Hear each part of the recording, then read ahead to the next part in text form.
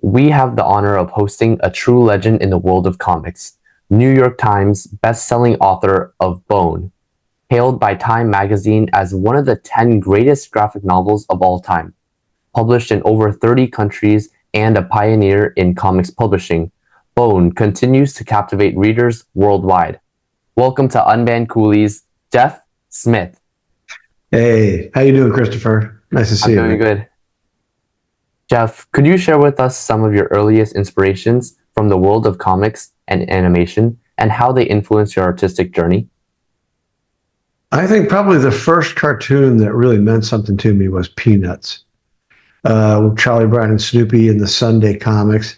Even before I could read, I really wanted my dad to sit down and read it to me. All the comics, but particularly Peanuts. That was one of my favorites. And then as I got older, I discovered comic books. And then and of course, when I was 6 years old, that was when the Batman TV show was on with Burt Ward and Adam West. And I was 6 years old, and I thought it was real. I had no idea it was comedy, and they were playing everything kind of cheesy. I was like, oh my God, you mean when you grow up, one of your options is to be Batman? I thought it was fantastic. But then, seeing comic newsstands and stuff with Batman comics on them, that kind of made me start buying comic books, Batman comic books. And I have a memory of being able to ride my bicycle down the end of our street. There was a drugstore there, and you could go up to the counter and ask for the box of comic books. They didn't have them out, but if you asked for the box of comic books, they gave you this box of comics. It was cardboard box, but it was loaded, like this big with all the new comics in it. And I could go sit on a couch somewhere or a bench and just flip through them and find them. And I just loved a big comic book brand that doesn't exist anymore was Gold Key. And they had that's where Donald Duck and Bugs Bunny comics were. I loved that when I was younger. I remember I used to draw cartoons in school, in elementary school. And I remember one of my little classmates, she brought in a book that was her dad's.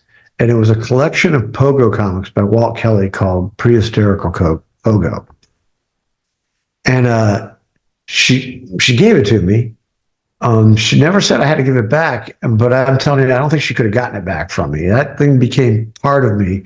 I had seen Pogo in the Sunday papers, but they were full of words, and I don't know if my dad didn't read it to me. I didn't quite get it. The drawings were good. Anyway, I read this. And that changed. That was the beginning of, I really want to do this. And by the time I was 9, I'd been drawing little bone characters for quite a while. And what really pushed that to happen was in the 60s, there was the Disney show on Sunday nights. But Walt Disney actually introduced the show. He was actually on television every Sunday night when I was a kid. And, and so you knew that Walt was the guy who was behind Bambi and Dumbo and Mickey and Donald. And Donald would come out and walk on his desk and talk to him and stuff like that. I love Charles Schultz. I love Peanuts. And in 65, famous Charlie Brown's Christmas, that was the first time it was on the air. I was 5. I saw it. And I knew, because every time I'd see it in the paper, the Sunday paper, that someone named Charles M. Schultz created Snoopy and Charlie Brown. So I wanted to create a character, and I made up millions of them. And Phone Bone was in there somewhere. I think up until about middle school, those were the comics that meant the most to me. The talking animals and the ones in the paper. So Pogo, Bugs Bunny, Uncle Scrooge was huge. I think I was 10 when I really started to recognize that the one guy who's drawing this kind of Uncle Scrooge comic, where they go on a great big adventure to another land, and the drawing was so detailed and yet still kind of cartoony. And then in middle school, I kind of got into fantasy. Conan the Barbarian, Tarzan, Doc Savage, and just slowly accrued on my Bone characters until it became the story that we know now. The evolution of Bone from its early sketches to a self-published comic book is fascinating. Can you walk us through the creative process behind bringing these beloved characters to life? There was some point when I had to decide, I had to commit. Am I going to try to do this for a living? Because it's not like anybody talked about being in the newspaper comics, you know? It's not something teachers talked about or anybody. In high school, I started to think I was drawing my own comics. I was interested in my characters, and I really wanted to tell stories. But I won a scholarship to an art college in Columbus. And it's actually, Columbus College of Art and Design is where a lot of Disney animators were picked from in the 80s. But not me, because I didn't last very long, because I wanted to draw comics.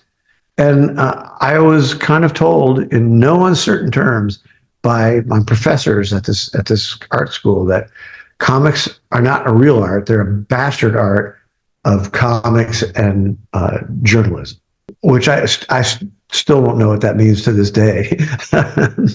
But I had to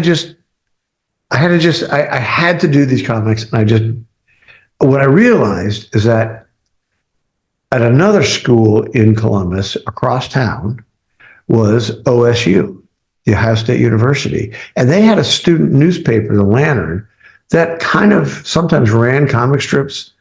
I thought, now that's what I should do. I should try to get into that student newspaper and figure out how you make comics. And that's what I did. I enrolled in OSU, became a journalism student, and started drawing comics. And the actual process beyond that, there's many elements behind it. I was obsessed with comics. So I was paying attention to how many panels are on a page in a Uncle Scrooge comic. You know, how did Neil Adams portray movement between panels? He was my favorite Batman artist back in the 70s.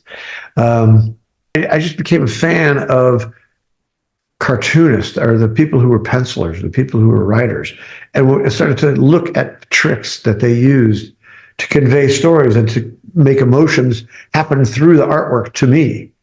And the first time I really had a go at it was when I enrolled at Ohio State in 1982. I came up with a bunch of examples of what I would make the comic strip about, and it was basically my first run at Bone, but I called it Thorn, and it was a dry run of Bone, and I had a lot of fun. I did it 5 days a week for like 3 years, and I learned a lot. I made some mistakes, got in trouble, but I mostly got people to laugh, and I got letters like every day. There were letters for me there was a big mailbox at the Lantern in the newsroom that had little boxes for everybody that worked there. And there was mail in my thing every day. And it was almost always favorable. Not always. Some people thought I was terrible, but it was overwhelmed by what was the people that said they liked it. Your work has been influenced by a diverse range of literary works, like fantasy books influenced your storytelling in Bone. But how have classic narratives like Moby Dick and The Lord of Rings shaped the storytelling in Bone? Well, I was always a big reader. I loved novels. I think the first hardcore book, serious literature book that really turned me on was Le Morte d'Arthur by Thomas Mallory. It's like one of the first retellings in literature of King Arthur and his story. And it's a story of Lancelot and Guinevere, and the Holy Grail is in that legend, everything. And that book blew my mind. I just graduated high school and I found that book, and I read it one summer. It was purportedly about the first king of England, but it was full of magic and monsters. And Merlin, his like mentor type, was a wizard. It was great. It was great. And I had just read The Lord of the Rings like a couple years earlier. And The Lord of the Rings even though it's fantasy, it's still it is an epic tale. It is an epic piece of writing, and a really good one at that. So after reading The Lord of the Rings, and I read Mallory's Arthur, Le Morte d'Arthur, I began thinking of books I was always interested in but had never explored. Moby Dick was the next one. And when I read Moby Dick, my parents grew up in New England. So we would go back to visit then. And at some point we went to Nantucket and I saw, the village. It's right on the edge of the ocean, the Atlantic. And I remember going to a church that's described in Moby Dick. But he would get up and he was talking, it was the prow of a boat. I saw that. So when I'm reading that in the opening chapters of Moby Dick, I'm like, oh, this is exciting. And the book actually just became, I don't know, I mean, it's obviously an adventure, but it also was very philosophical the whole time. And I loved that. I thought, if I could write a comic book that modeled on not the story of Moby Dick, but the way it was presented, I think that would be really, really good. Moby Dick, obviously, if you've read Bone, that is my favorite book of all time. And I really wanted to write a book that kind of opened to you as you read it, and as you read it again, and you saw more things. As I got older and would read it, it was just like, oh, I get what that's about.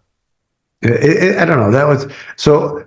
So here we have, we've talked about my love of cartoons, and then I developed a second love of books. I was a real nerdy book kid. At the time when I started Bone, there were very few what we call graphic novels today. There was maybe 3 or 4 tops, like Watchmen and Dark Knight and Mouse. They were all really good ones. These are, now, talk about things that I could look at and go, oh, okay, so how is this done? How did they do that? How did they handle this? And I thought, what I'm seeing, I was like 26 years old when those 3 books came out right around the same time. Watchmen, Mouse, and Dark Knight Returns. And it kind of brought me back into comic book stores because I had kind of not really paid much attention to comic book stores. But this was massive to me. I am now a comic book store patron, and I've got to figure out how these 3 graphic novels work. But what I saw in Mouse, all 3 of these, they did not operate like a regular superhero comic. Obviously, Mouse didn't, but the Batman comic and the Watchmen, they were a single tale of our story with a beginning, a middle, and an end. But what I saw in those books was the promise of this medium, comic books, of telling a novel like Moby Dick. And that was in '86. That was the year I did my last comic for the OSU newspaper, The Lantern.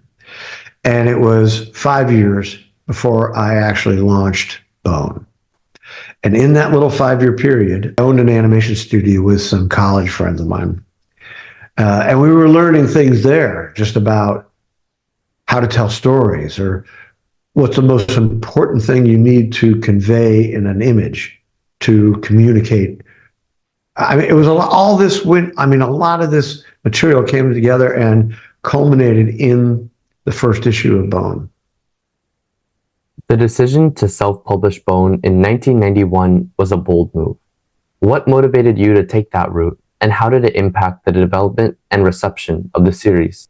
Well, part of what happened in the 5 years between my college comic strip and Bone was I started talking to newspaper syndicates.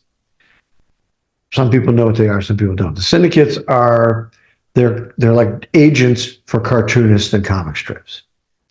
and there's like 5 very strong, powerful ones. And a couple of the big ones were interested in my college comic strip Thorn. And I then spent years sending them, a month worth of sample strips. And they would call me and have comments and do this, do that. And I'd be like, oh, I don't really quite understand that, but I'll try. I spent years doing that. I had two syndicates that were really, going at me like for like 2 or 3 years.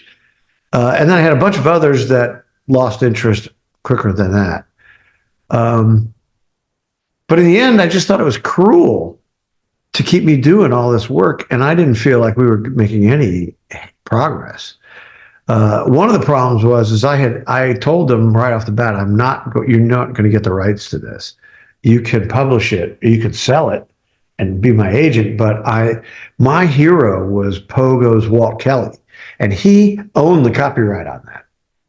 Well, unfortunately, that kind of doomed my dream, I think. Because I recently just published a collection of all those college comic strips, which was sort of like a proto Bone attempt, and they're not. It's not brilliant, but I can't believe I couldn't get a syndication out of that. Okay. And the reason I told that story about the being disappointed with doing sample after sample for the syndicates, newspaper syndicates, and when I had to quit because I was not going to do what they wanted to do. They wanted to change the comic into something. Not only did I not understand why they would want to do that, but I didn't like it or want to do it. So I had to just pull my stuff out and say, I'm just not going to, I had to give up my dream of wanting to do a newspaper comic strip. So for the moment, I no longer had a plan for Phone Bone or Thorn or me or Phony Bone. I began to develop the property not like a comic strip, but like a graphic novel. And I decided I was not going to submit it to Marvel or DC or Dark Horse. I didn't want to go through that process again of asking someone's permission. Can I do this? Oh, you want me? I could do it, but I have to like make all these sacrifices in the art for you. I was no longer convinced that editors really understood the art form. So now going back to comic book stores, I discovered more independent comics. And I came across Dave Sim and Cerebus, which was self-published. And then I started to understand that there was a very small category of self-published books, but a couple of them were big. Cerebus was big in the comic book world, but Teenage Mutant Ninja Turtles was big in the real world. So I thought, that's why I'm going to self-publish. I understood it was not a guarantee, and then it may be a very rough row to hoe, but I would own it and control it, and that's what I wanted to do. So that's why I decided to do it. So I never showed it to any editors in comics. I just figured out how to do it and did it. How do you perceive the challenges faced by Bone being targeted for banning in certain school districts, particularly regarding the themes of smoking, drinking, and gambling? And what do you think this says about the broader conversation around inclusion in literature? Let's just make one thing. Let me just say one thing very clearly. People who ban books are not the good guys. So if you're a mom and you think banning books makes you good, you're wrong. It makes you a Nazi, or the same kind of creature that a Nazi is. I don't find it helpful. I don't find it in any way useful. I mean, I'm not saying my comics are great for everybody. Apparently, most people think they are. I am very troubled by this this desire to try to make everyone else think like you. Nobody else thinks like you. And I'll tell you what, we don't want to think like you. I'm not talking to you, Christopher. I'm talking to the banners. It's a terrible thing. It's a very un-American thing to do. It's tragic. It's tragic. I've had multiple times when my books have been, people want to ban them. And I think the real reason I want to ban them doesn't have anything to do with smoking or drinking or anything like that. It has to do with the fact that it's a comic book and their kids are loving it and reading it and bringing it home. It's in their backpacks. And they could just, a lot of these people don't think comics are books.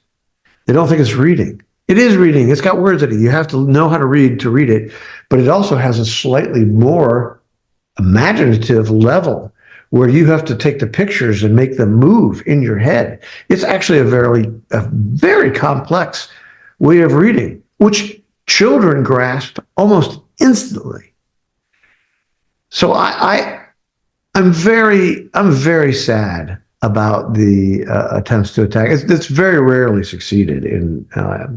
I'm sure it has in places I've never heard of, but it usually gets defeated even in school districts.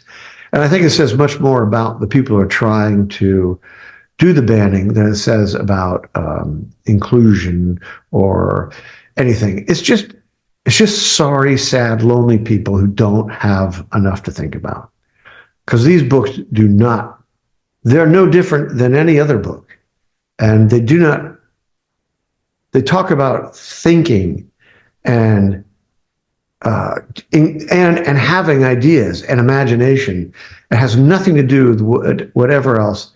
I mean, it's pathetic. It's pathetic. As far as how it involves inclusion, yeah, I actually think because these books, and not necessarily mine, but there's all these other people who might do stories about being young and being gay and what that's like. That's not bad. You can't be gay by reading a book. You have to be born that way. That's just how it works. And but it might help you not hate hate people who are gay, which is probably more important than anything these sad little people think is important. I do agree with some of the stuff you said, but I don't think that the people who ban these books are at the same level of evil as a Nazi. I feel like these parents are only banning books to protect their children. They never read the book before, so they never gave it a chance. But I don't think them trying to protect their kid is at the same level of a Nazi. But there's ways to protect your kid that isn't the Nazi level of banning books. That is a Nazi practice. If you're going to ban books, then you're not the good guy. That's just all there is to it. You're banning it because it's something you're frightened by, or because that's what the Nazis did. Now, okay, I'm not saying that there are a bunch of people that are going to try to imprison people in encampments, but the Nazis weren't either in the beginning. It just kind of slid that way. And so I'm all for stopping it now before they slide any further. I take this pretty seriously. Yeah, I can tell. You ready? You want to keep going? Let's go. No, I could feel your anger through the screen. I do agree with that. I still don't agree with the entire Nazi part, but I'll leave it there. Okay, I could do the whole thing without being Nazis and just saying, I don't know, that Nazis is just a shortcut. Because we all know that Nazis are bad, and we all know that they banned books. And they escalated to do much worse. So don't ban books. That is an un-American thing to do. It is unacceptable. Do not ban books. Don't read them. Now, if you don't want your kid to read them, you can forbid your child to read whatever you want to forbid him to. But you can't take the books away from everybody else's kids. That's just not how America works. As a board member of the Comic Book Legal Defense Fund, you've been actively involved in advocating for the First Amendment rights of the comics community. What motivates you to participate in such endeavors, and what do you see as the most pressing issues facing creators today? I feel like there is a segment of American society that is sliding into a very, you must do what we think is good. And I don't agree with that. And I think it's important to figure out ways to stop it. Now, if I was talking to a mom doing that, I wouldn't call her a Nazi. I would engage them, and I have. I've actually talked to some people. It's what you said. It's not like they've read it and felt it as a story. It's just they saw something, and the gay thing, young gay people really terrifies some people. I mean, I don't have kids, so I don't know if it would scare me when I was a kid. I have enough friends that are gay that I know that nothing they saw or read is why they're gay. So it's just a silly thing to even, actually, it's not silly, but there needs to be education for adults on a lot of things they just don't understand. And as a legal defense fund, stepped off, it's very important to protect cartoonists and comics creators. And actually, that's not all, because the actual legal defense fund's origin was not to protect creators, but to protect comic book store owners who were getting busted for selling comics that community didn't like. And it's just that it's this outgrowth kind of started with Bone, when Bone went with Scholastic and kind of opened up graphic novels for the YA audience. And we got lots of very, very creative, very impressive books, but a lot of times they were about, homosexuality. Stuff that's not in my book, because I'm not. But I've read the books, and I haven't read all of them, but they're mostly pretty good. They're mostly very sensitive.